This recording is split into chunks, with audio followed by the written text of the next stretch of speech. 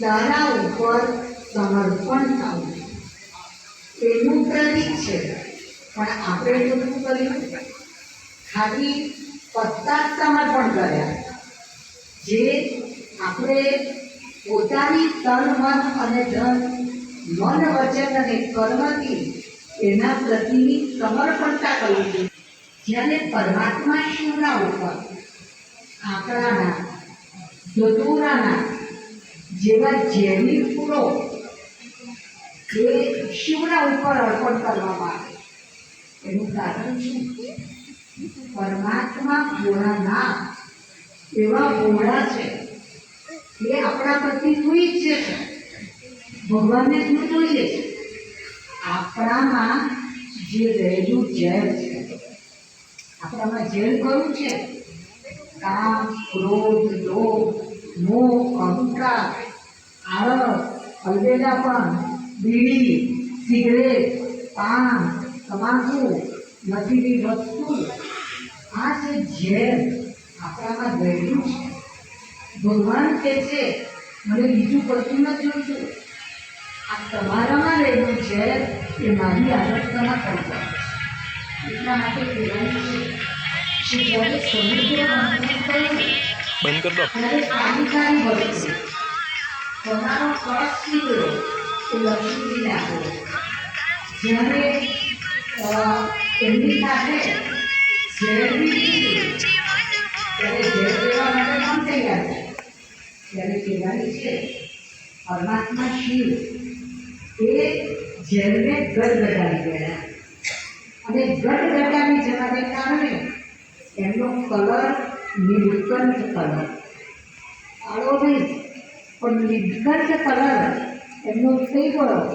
તો ભગવાન પણ અત્યારે આ કળિયુગી દુનિયામાં ધર્મ જ્ઞાનના સમયમાં આવે છે ત્યારે બાળકોને શું કહે કે તમારે કળિયુગી દુનિયાના અધિકારી બનવું હોય તો તમે તમારામાં જે રહેલા છો એ આજના દિવસમાં પરમાત્માની આગળ તમે અર્પણ કરો.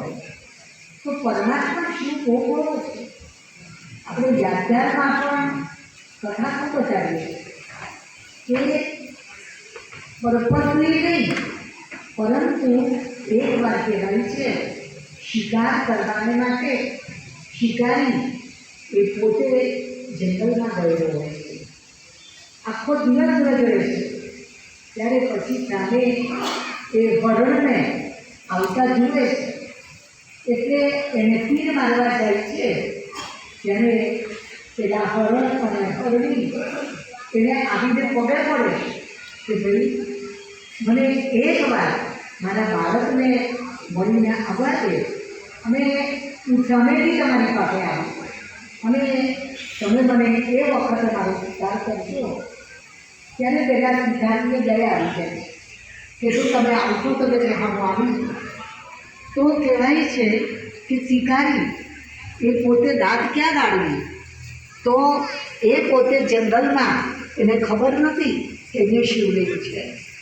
એ ઝાડ બીલીપત્રનું હતું, એના ઉપર એ ચડી અને બેસે છે, અને રાતને ગાળવા માટે અનાયાસે જ એ પત્તા તોડીને એ શિવના ઉપર નાખે છે. તમે વિચારો એ ભોળાનાથ એ કેટલા ભોળા છે, પ્રસન્ન થઈ જાય છે. અને પેલી બાજુ પેલા હરણા અને હરણી એ જ્યારે એના બાળકોની પાસે જાય છે અને કહે છે, મળે છે, કહે છે કે હવે અમે જઈએ છીએ, આ તમને છેલ્લે મળીએ છીએ. તો કહે છે કે ના, અમે પણ તમારી સાથે આવીશું, મરીશું તો એક સાથે અને જીવીશું તો એક સાથે. આ આખું પરિવાર એ શિકારીની પાસે એ બધા જ પરિવાર સહિત આવે છે કે લે શિકારી, હવે તું માર, અમે બધા જ તૈયાર છે. ત્યારે પેલી બાજુ શિવજી પ્રસન્ન થઈ ગયેલા હોય છે, એને વરદાન આપે છે.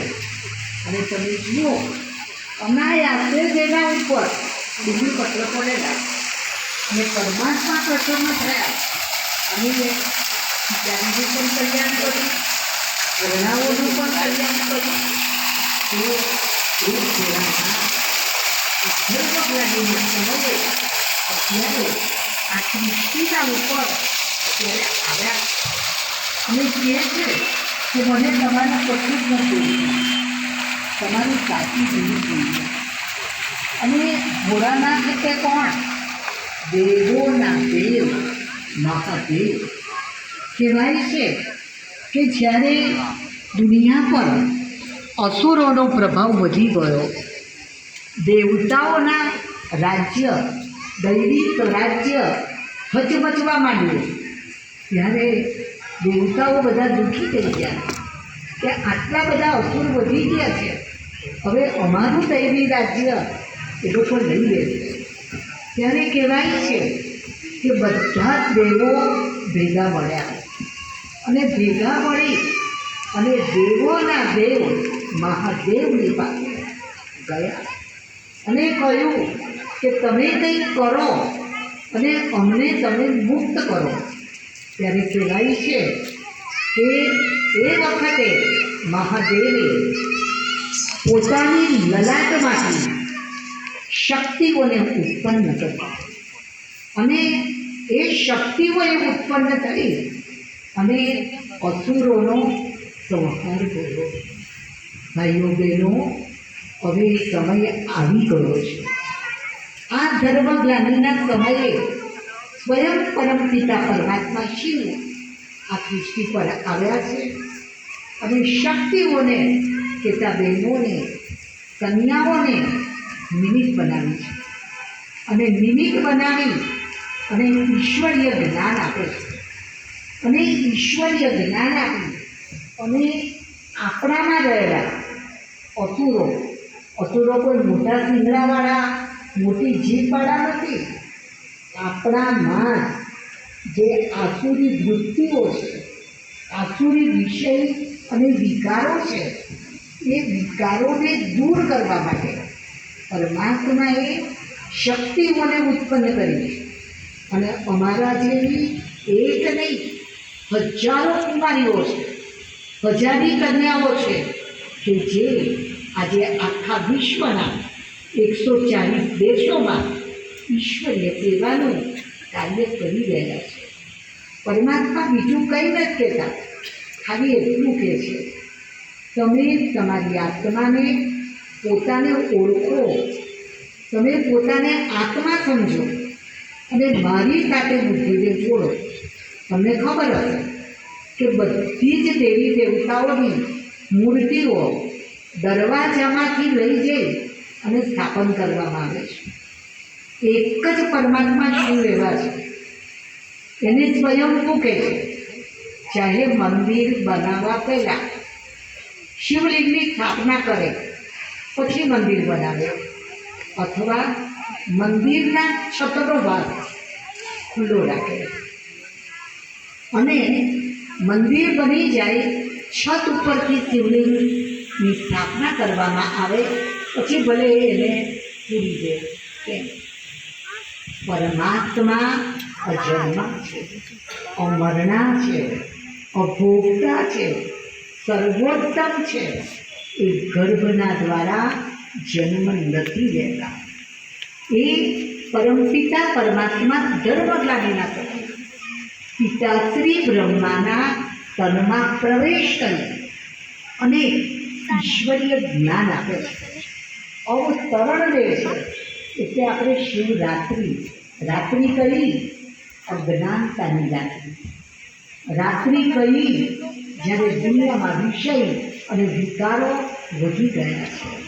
અત્યારે કળિયુગી હળાહળ રાત્રે 12 વાગ્યાની રાત્રિ આવી ગઈ અને કહેવાય છે ને કે શ્રી કૃષ્ણનો જન્મ કેટલા વાગે થયો? 12 વાગ્યા અને પહેલી મિનિટે શ્રી કૃષ્ણનો જન્મ થયો. બતાવીએ છીએ. તો ભાઈઓ બહેનો, હવે જાગો.